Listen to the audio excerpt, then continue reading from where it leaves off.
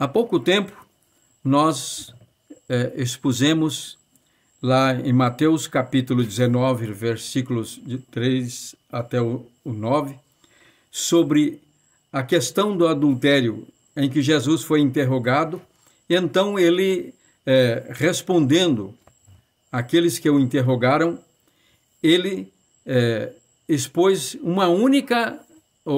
falou sobre uma única exceção em que é permitido o divórcio, a não ser no caso em que um dos cônjuges se envolva em uma vida de promiscuidade, de pecado, de perversão sexual, depravação sexual.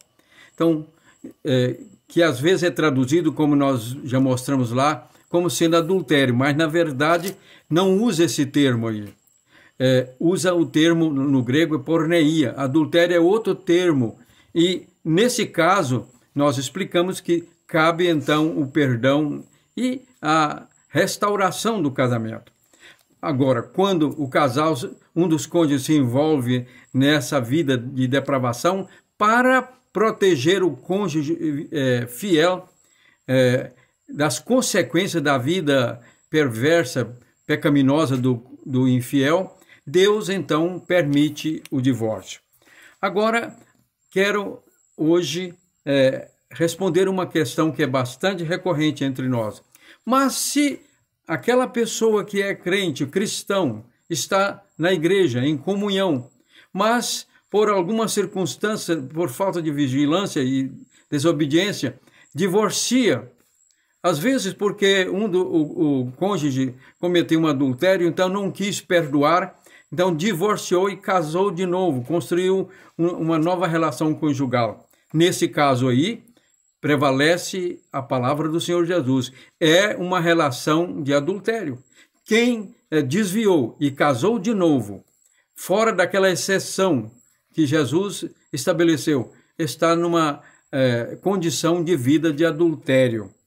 E é interessante observar que a Igreja Católica é muito rígida nos seus princípios doutrinários, na liturgia.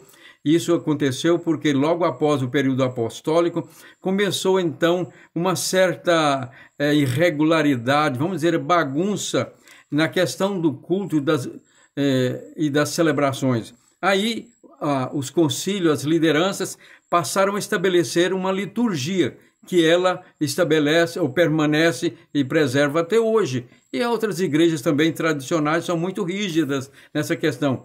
Enquanto que no meio evangélico está havendo certas inovações em que isso está se tornando bagunça na celebração, na ministração do culto, da palavra, da pregação, da celebração da ceia do Senhor. Muito bem. Então, ouvi no outro dia um testemunho de um bispo dizendo para uma senhora que havia ficado viúva e estava gostando de um senhor, estava começando um namoro. E então foi perguntar para ele se ela poderia casar, porque ele era divorciado, né? Então ele simplesmente respondeu: a senhora escolhe o seu preferido ou a Eucaristia, a comunhão. Então lá não permite, né? Isso não vamos fazer julgamento. Pelo contrário, até é louvável, porque há rigidez na preservação dos princípios. Mas o que nós temos aqui no nosso meio é o seguinte, que às vezes tem havido aí uma certa liberalidade em que tem fugido dos princípios da palavra de Deus. E pessoas têm casado e divorciado e casado de novo, contraído novos relacionamentos conjugais, até com bênção na igreja, como se troca de roupa. Isso não está certo. Mas a pergunta que é recorrente é essa. E se a pessoa que realmente pecou, desviando, casando de novo, e está numa condição de adultério, e quer voltar para a igreja pode aceitar? Isso depende da sua atitude de arrependimento sincero e verdadeiro de coração. E não devemos esquecer que Deus é um Deus de misericórdia. E lá em Isaías capítulo 43, versículo 25, olha o que diz aqui o Senhor. O Senhor diz: eu mesmo sou o que apago as tuas transgressões por amor de mim, e dos teus pecados não me lembro. Se Ele, que é Deus, perdoa, então os pecados e esquece. E os únicos pecados que Deus não perdoa é o pecado de blasfêmia contra o Espírito Santo, que Jesus disse. E o pecado, também Jesus disse, daquele que não perdoa. Porque ele disse: se perdoardes aos homens as suas ofensas, também o vosso Pai celestial vos perdoará. Se não perdoardes, também o vosso Pai não vos perdoará. Então, essas são as duas condições de pecado que Deus não perdoa. Todos mais, Ele perdoa.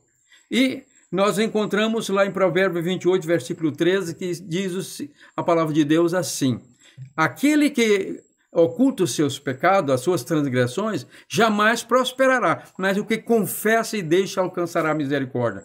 E o apóstolo João, na sua primeira carta, no capítulo 1, versículo 9, ele declara: se confessarmos os nossos pecados, Deus é fiel e justo para nos perdoar os pecados e nos purificar de toda injustiça. Agora, faço uma pergunta: qual o pecado é mais grave? Existe gravidade nas transgressões. É o de Pedro, que negou Jesus, blasfemou, dizendo que não conhecia ele, e então depois arrependeu, e Jesus perdoou, e o aceitou de novo, e não pôs ele nem em prova, mas no dia ali de Pentecoste, lá estava ele já como líder, o primeiro pastor da igreja. Qual é o pecado? Se Jesus perdoou Pedro, será que ele não perdoa e aceita na comunhão dele? Deus não perdoa e aceita na sua comunhão, na comunhão do santo, na igreja, um casal que desviou, alguém que desviou, divorciou e casou de novo, está vivendo uma relação de adultério, mas arrependeu, pediu perdão e quer voltar para Deus, sinceramente. Claro que Deus perdoa. Deus perdoa e aceita, porque se confessarmos os nossos pecados, Ele é fiel e justo para nos perdoar os pecados e nos purificar de toda injustiça, diz então a palavra de Deus que já citamos. E no tempo em que no Brasil não existia o divórcio, só o desquite, era comum os casamentos acabarem e desquitavam. Como não podiam casar de novo, então tinha ali uma relação que era chamada às vezes preconceituosamente de amaziados. E na minha igreja, Assembleia de Deus, eu tenho experiência, lembro já de mais de 50 anos na igreja e tenho sido testemunha de como muitas coisas têm mudado de lá para cá. Às vezes para uma espécie de decadência. Mas o que eu quero mostrar aqui é o seguinte: naquele tempo, então, casais que eram desquitados e então viviam numa situação não de casamento oficial, mas na vida prática, uma vida conjugal normal, com os filhos então educados, convertiam e vinham para a igreja e então eram servos de Deus, cumpriam todas as obrigações na casa de Deus, criaram seus filhos no temor do Senhor e eram batizados com o Espírito Santo e tinham dons espirituais, eram bênçãos, mas não podiam ser membros da igreja, não podiam ser batizados e eram proibidas de participar da ceia do Senhor. Ora, isso significa querer ser mais santo e justo do que Deus. Porque se Deus perdoou Pedro, Jesus perdoou Pedro, e quando ele ressuscitou, falou para Marta, diz: vai e avisa os meus discípulos, né, fala sobre a minha ressurreição, que eu ressuscitei. E avise também a Pedro. Por quê? Pedro havia se arrependido, chorado, mas estava ali pensando: será que ele me aceita? Então o Senhor Jesus fez questão de mencioná-lo. E o aceitou e o colocou como o primeiro líder da igreja. Portanto, esta é a posição. Porém, Não devemos esquecer que o princípio que Jesus ensinou é válido. E se alguém quiser usar isso, essa misericórdia de Deus e da igreja, para simplesmente porque agora quer trocar a sua esposa de 40 por uma de 20, e então pede o divórcio, depois casa de novo, depois eu volto para a igreja, eles me aceitam lá. Essa é uma atitude perversa e ímpia, de rebeldia, e nesse caso, o Senhor não perdoa. Não perdoa. É falso, não tem arrependimento. Continuará na sua situação de vida, de relação irregular e pecaminosa. Essa, portanto, é a verdade. Nós temos que ver o lado que Jesus determinou, da questão da fidelidade, àquela exceção. Porém, não podemos ser tão rígidos que não possamos dar novas oportunidades para que as pessoas que divorciaram de maneira irregular, casaram de maneira irregular e querem voltar para a comunhão do Senhor, sinceramente, não podemos impedir, porque seria querer ser mais santo e justo do que Deus.